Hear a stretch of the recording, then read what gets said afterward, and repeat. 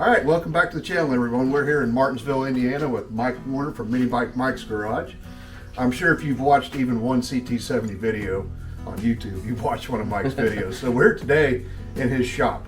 And he's going to give us a little walkthrough and tell us a little story about what he's got going on here. Oh, awesome. Well, first of all, very nice to meet you for the first time. Likewise. Yeah, we've Patrick's probably one of my oldest subscribers, not physically oldest, but he's been around with my channels probably longer than just about anybody. You and Mike Brown, I think, are because you subscribed to the old channel also, the one I had the first one, and I think if I looked, I actually went back and checked this second channel, the channel I currently have. When I rebooted it, I went back to my subscribers, and you were either the first or second person to subscribe to the channel when we rebooted. So I do. But I do think I was. I remember when you came back, and I'm like, oh, there he is. There, yeah. So, yeah. So it's just my shop. What do you want to just kind of walk around and? Sure. Yeah. Let's go up front, and then we can kind of just work our way back. Okay. You want to do that? All right. Well, this the building was an old gas station, auto parts store. It was built in the 1930s. Well, actually, it started in the 20s. It moved to this location in the 1930s, and the room that we're standing in here was the original part that was built, and it had gas stations out front, or gas pumps out front, and so forth. But they had the counter here with the old books. You walked into the old auto parts store and had all the old books. And when we bought the building in 2017, it still had all of that stuff in here, all the original parts. It closed in 2008, and it was just kind of left behind. And so we cleaned it up for a long time. It was hard getting rid of the parts, actually, because I kind of become attached to them, and I was like, okay, this is kind of cool having it. But then I knew I needed the space to do my stuff, and so we had to get rid of all of it. But anyway, so yeah, this part was built in 1930, and then there's been a couple different additions that we'll show, but probably half the stuff on the walls and on some of the shelving units were here, and the other half is stuff that I've brought in. So yeah. Did you actually? Are these your helmets? They are. Yes, I got started collecting a brand called Arthur Fulmer helmets, and that's what these are. Like usually they have this tag, like this is an AF40, Arthur Fulmer. You're looking for that logo.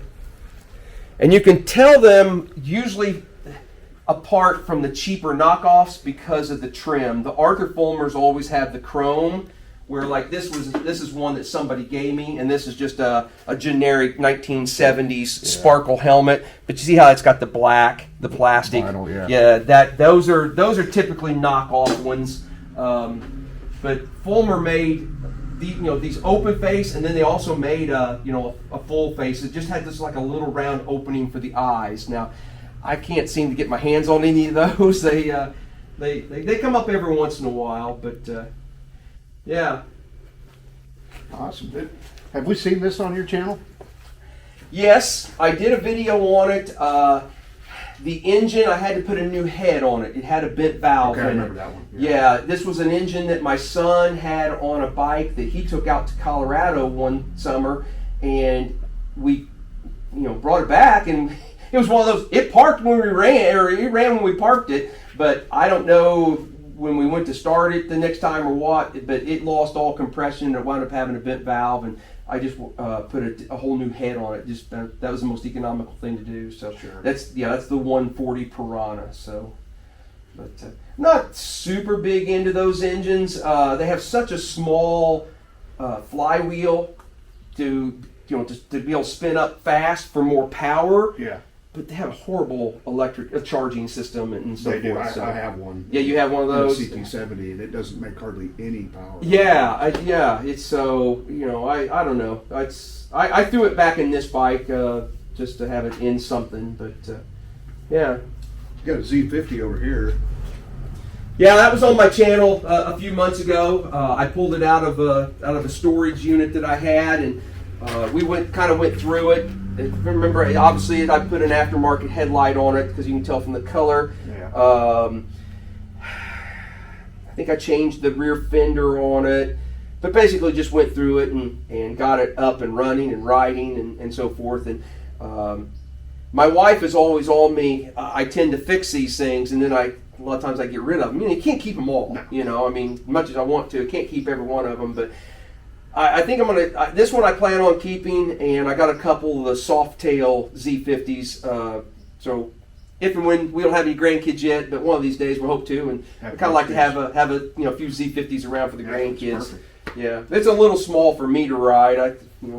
Got your knees all up in your chest. That's why they call it a monkey bike. That's what they call it, a monkey bike. Yeah. And then this was a bike that I probably built maybe 10, 12 years ago. My dad, who was a mechanic at a scrapyard, found this it had been scrapped, and it was in pretty rough shape. I wish I had a before picture to show you, but my wife fell in love with it. The little solo seat and everything. And so I really wasn't at that time into the step-through bikes, the CT90s, CT110s. This is a Honda CT110.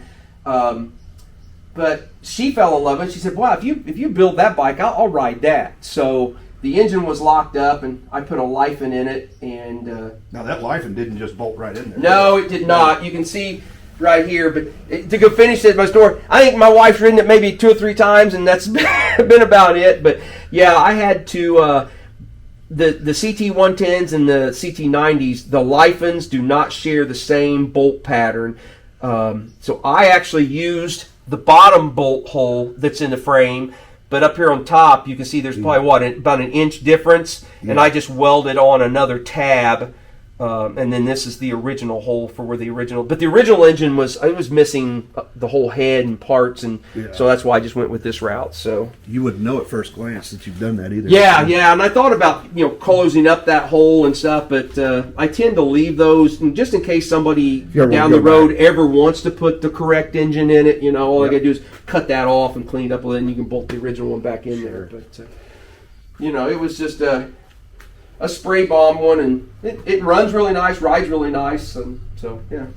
All right, let's head on down here. There's something that caught my attention earlier. Oh, okay, all right. I know what this is, but I noticed you got a silver tag sitting here. Yeah, yep, yeah. That's I've got a couple silver tags. This is the only one that's complete. As all this stuff has gotten dusty and dirty. That was here. On your channel. Yeah, I believe I did do a channel. I think that was on the first channel, if I'm not mistaken, that I had. And I bought this down. This is the... Okay, I hardly ever travel for bikes. I have enough of the flippers, the buyers and sellers in this area that usually bring me bikes. Mm-hmm. This one, I drove down to Louisville, Kentucky to buy it. I bought the bike for $800, and obviously it didn't quite look like this.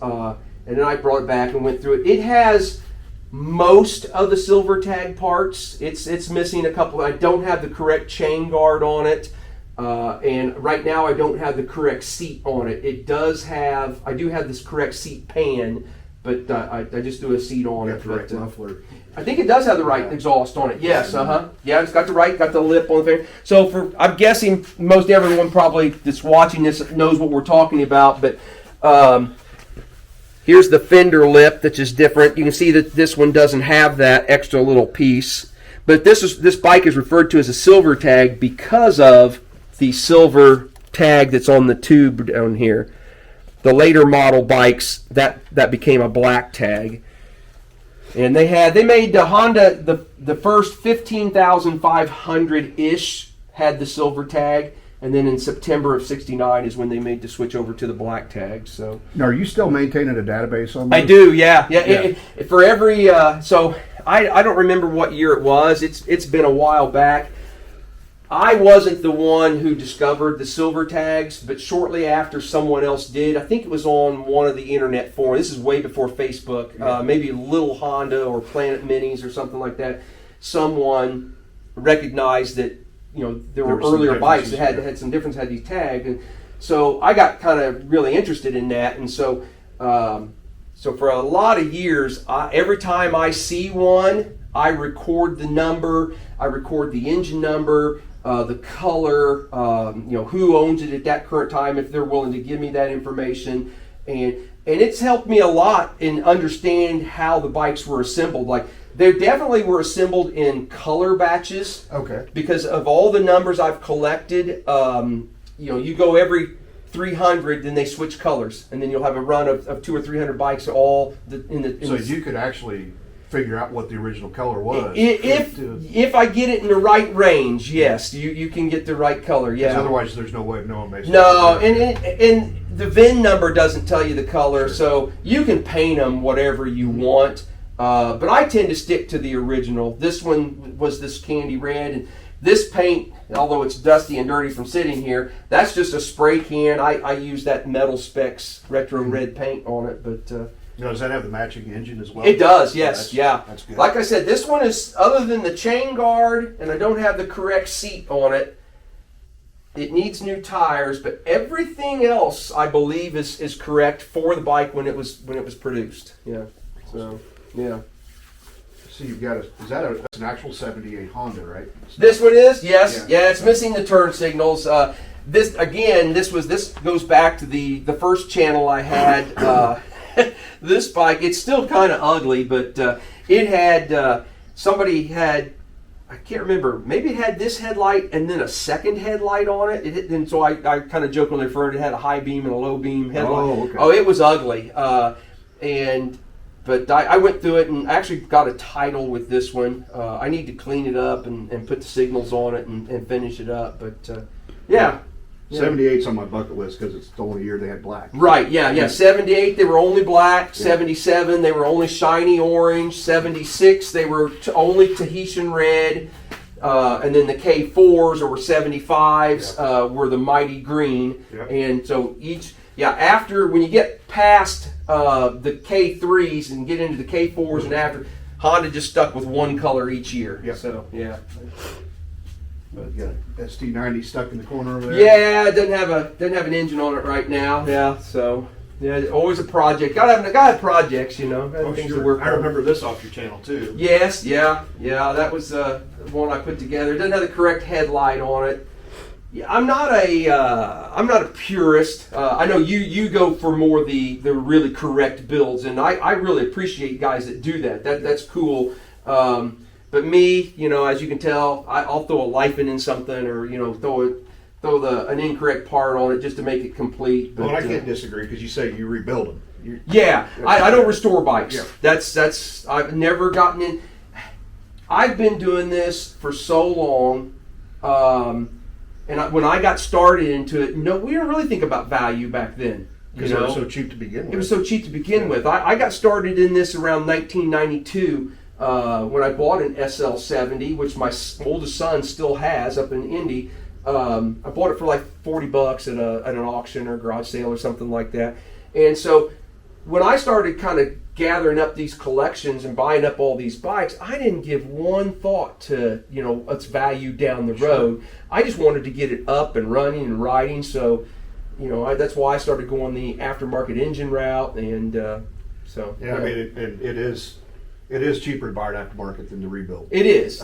It really is. And because as the prices increased on the bikes, to try and keep my cost as low as possible, I started buying just more projects, incomplete bikes. So a lot of them didn't have engines to begin with. So it was just easy just to throw a lifen in them and get them to go. So, but This is a little out of place. Yeah, that's a 2005 CRF 150. I bought that brand spanking new for my youngest son, and he rode it. He's 29 now. He rode it for about 8 or 9 years or something like that, and then it got parked. And we used to start it once or twice a year and make sure. But the last time I went to start it, I got to pull the carburetor off and clean it, so that's why I brought it down here. And then I got I like to collect anything that's got Honda stuff involved. Somebody might say, well, why you got all these little trucks? Well, each one of these trucks came with a little Honda Trail 70 on the back. Some of them are covered up by plastic. I don't know if you can see it, but they're, And then this one up here on the top. Unfortunately, the bike has fallen over in the bed, so it's not sticking up. But they've all. That's neat. Yeah. That was a model. And it had a little Trail 70 in the back, but little I found that on online or someplace. It's one of those little puzzles that you move the pieces around. Yeah. You know, remember when you were kids and you used to play with those? So, yeah. Got some kick and goes. Yeah, I got into the kick and goes a few years ago. I haven't picked up too many of them recently. They make what do they make? 3 different models of that. I think so. Yeah. Yeah, they started off with like if you look down here to the left, these yellow ones. That's the original version, and it's a 3-wheeled. Has 2 wheels in the front, and you kick the little pedal on the back. So that was the original. And then they're hard to see, but that blue and then the red one on the back wall. Those are meant for somebody a little bit bigger. They have just 2 wheels, a front wheel and a back wheel. And then I've got all this stuff in front of them. You can't see them. These 2 here were called Kick and Go Seniors, and they're meant for just even a little bit bigger rider, but they went back to 3 wheels, which unfortunately... Well, for everybody watching, these are actually made by Honda. We never mentioned that. These are Honda. Yeah, Honda, early 70s, you know... The story I've always heard is that somewhere around 1975 or 1976, there were a couple fatality kids died, and that's what stopped production. I don't know if there's any truth to that or not, but you know. But the thing about the kick and goes, the best thing I have is the little kick and go.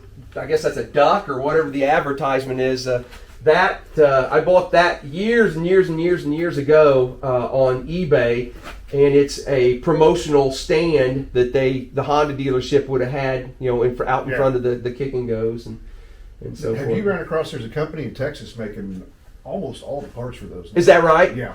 You know what? I have these. I've actually never worked on one or rebuilt one or anything, so I've never bought parts for one, but yeah.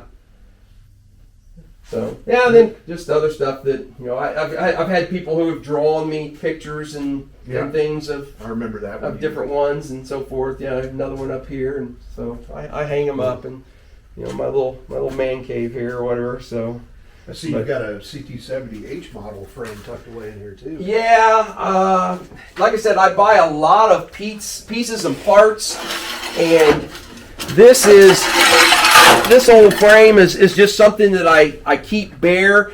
If I see on Facebook or online, if somebody's got a question, hey, what's the measurement of this, or what, you know, this is just a frame that I can just always go back to and refer and give them the information. Like it came in handy.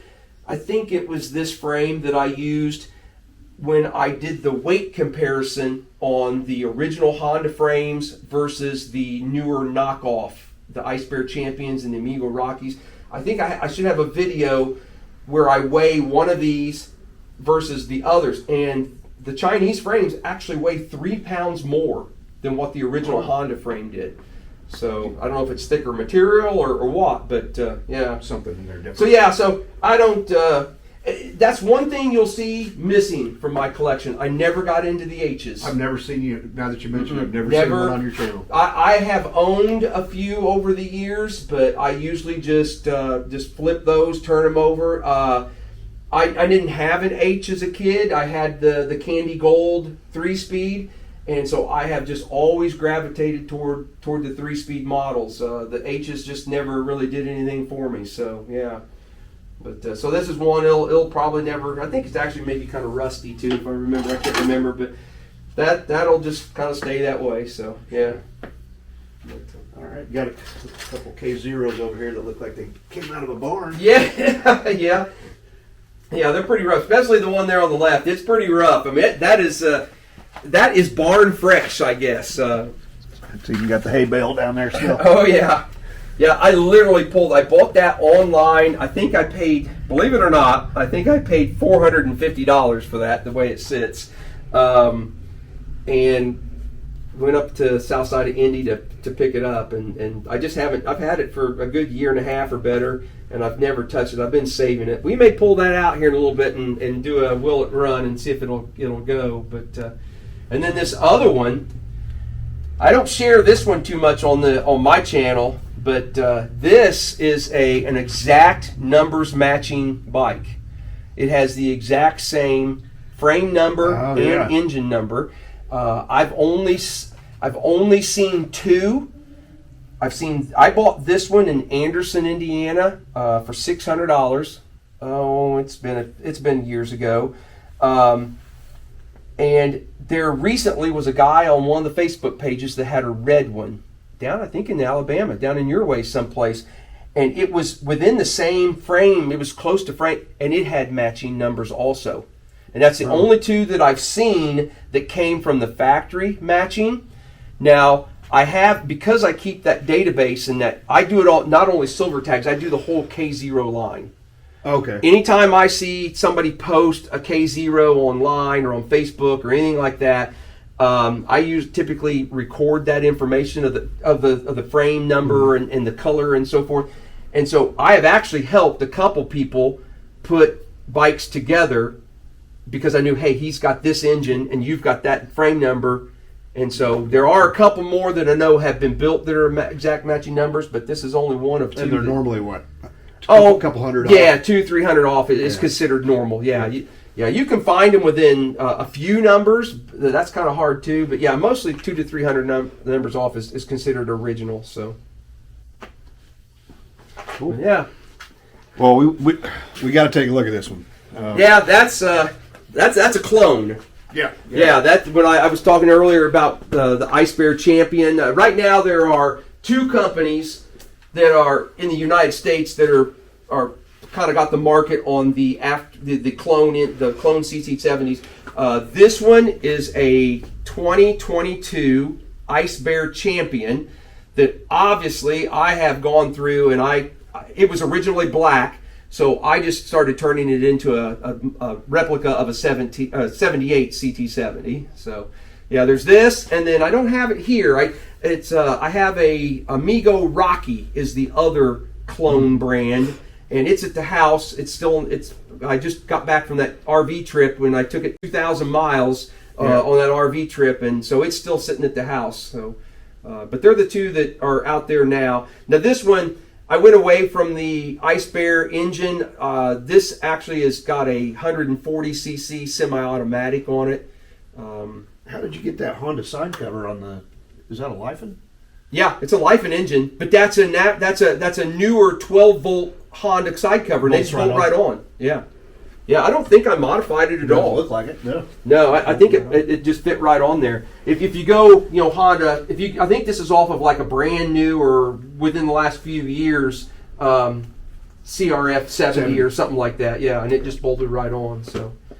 But I need to finish this one up. This one's been in the works for a long time, but as you can see, I still don't have.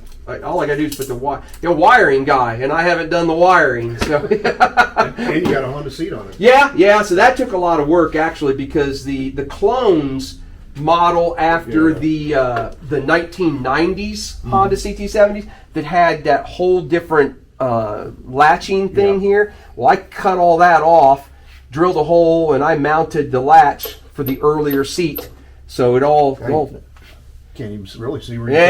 I'm not very good at body work, so you can see a few cut lines right there where I cut that big bracketry off. But the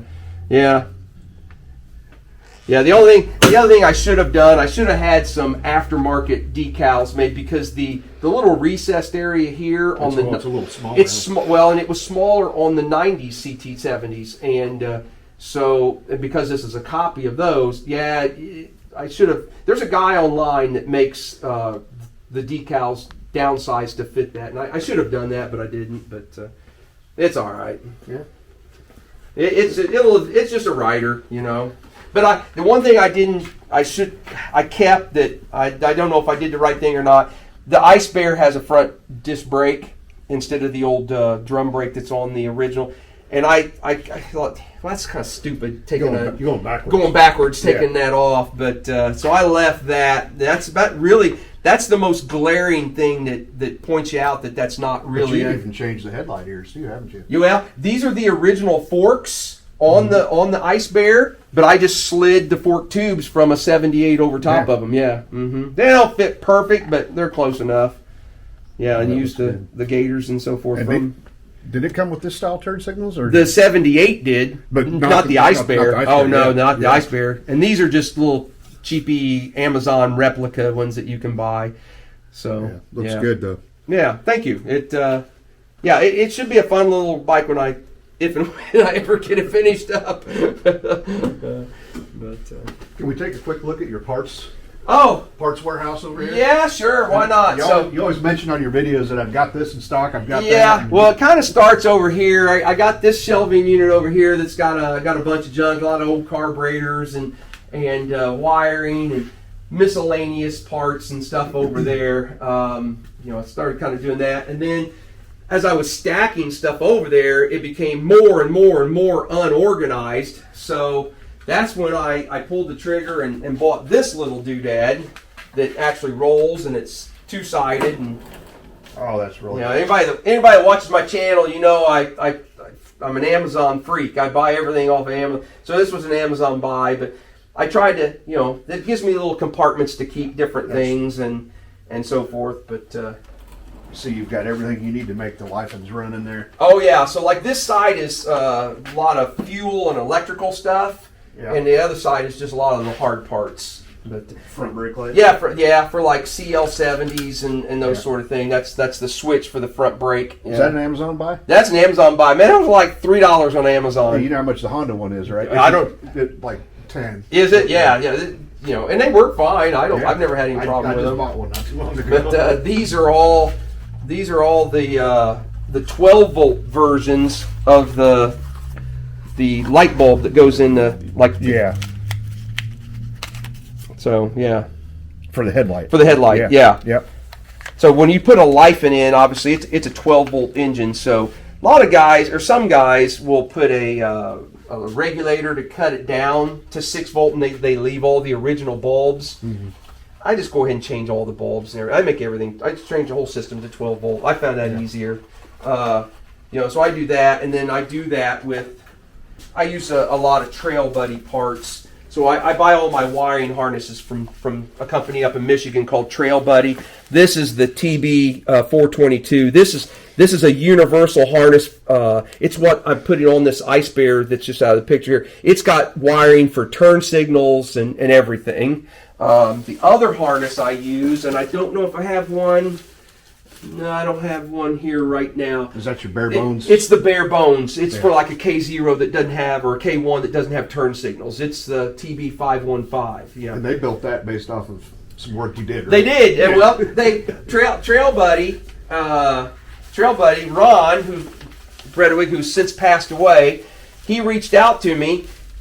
I was buying this particular harness, and then when I put it on a bike that didn't require turn signals, I would just rip this thing all apart and get rid of all the wires I didn't need. And Ron contacts me and said, "Hey, I'm tired of watching you tear our harnesses apart. Can we just develop one that doesn't need all that?" So I'm like, "Hey, that's a fantastic idea. That'll help everybody in the hobby." So he and we kind of worked together a little bit and figured out what wiring we needed, what we didn't need, what ends, what fitting, whether a male bullet or a female, where it needed to be, and so it's plug and play. So it's as it can be. Yeah, it's as much plug and play as it can be. It actually comes with some extra in case you do need to switch anything, but. Yeah, and then I buy a lot of TV parts stuff, headlights and that's a buckets. TV parts headlight, right? Yeah, mm-hmm, yeah. So those drop right into CT70. Yeah, that's the same same headlight that I just have on this clone. So yeah, and this is for the K1 and later. Mm-hmm. And then actually, I think I got same thing here. TV parts like this is the K0 bucket, and then headlight to fit it. So yeah, I don't know, I just like to have some stuff around. And then actually I bought you mentioned you're going to go see Brian York at Yorkie Moto. A lot of these fenders and so forth, I think I bought a whole bunch of that stuff off of, they were takeoffs of Brian's for his restoration. Yeah, because he was using, he builds a little higher quality bikes than I do, and so he was using newer fenders or stuff, and so sometimes he'll contact me and say, "Hey, I've got this. Are you interested?" And so I'll buy some of his takeoff stuff and so forth. So that's where a lot of that came from. Good deal. But yeah, and then these old batteries. I just made a collection of whenever I redo a bike and I pull the old 6-volt battery out. I had this battery stand that was in this building, where they were selling brand new AC Delco batteries, and so. I just started stacking them on there. But yeah. Well, can we take a quick look at your chopper before we wrap this up? Yeah, you can. Yeah, you want to go outside and look at that? Sure. All right, let's do it.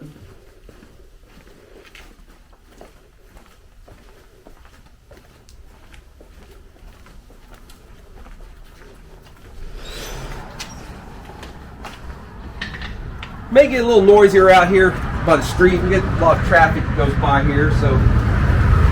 What are we looking at? All right, so first of all, this is my 56 GMC pickup that I bought just as a cab, no bed or anything, and we spent one winter and kind of redid it and put it back together, got it up and running. And then on Facebook and YouTube and so forth, there is another CT70 enthusiast down in Houston, Texas. His name is Terry Burley, and Terry contacted me a year and a half ago. I'm not sure on timeline, and he said, "Hey Mike, there is a CT70H frame on eBay that is just a mess. It's been run over, it's twisted, it's bent." He said, "But it's 99 cents." And he challenged me. I challenge you to build something out of that. And like I said in my videos, I think he really thought maybe I was going to build a traditional CT70 out of it, which you can see this is not a traditional CT70. There isn't anything traditional. So I had to get all the dents and the frame, like I said, right here through the middle where the decal, it was just flat where they had run over it. And I actually wound up cutting the frame in half and into pieces, and then hammering out as much of the dents and dings as I could. And it was really so rough, I decided, there's no way I'm going to fully, bring this back to make it look nice, so why even try? So I just started kind of modifying things and put a rigid rear end on it, and a tire off of like a SL70, I think is what I've got on there. ST90 maybe, ST90 tire. And then it's got the Life in 125. But the unique thing about it is the shifting and the brake. Both of them are hand actuated. This side is for the shifter. The other side has a lever for the brake.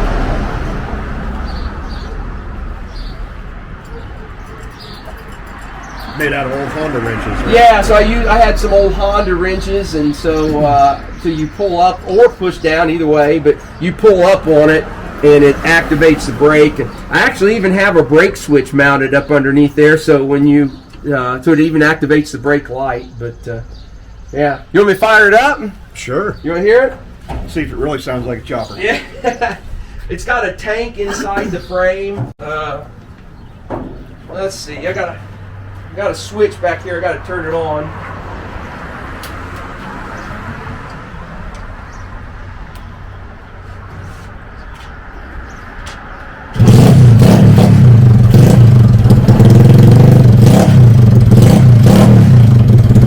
My son bought that exhaust at like a Harley swap meet for like $10, and he had that exhaust on a bike.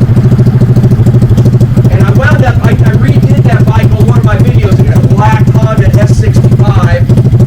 That's what you rode to his birthday. Yeah. And so I took it off of that bike and put a more standard type exhaust. So this was on the shelf in there.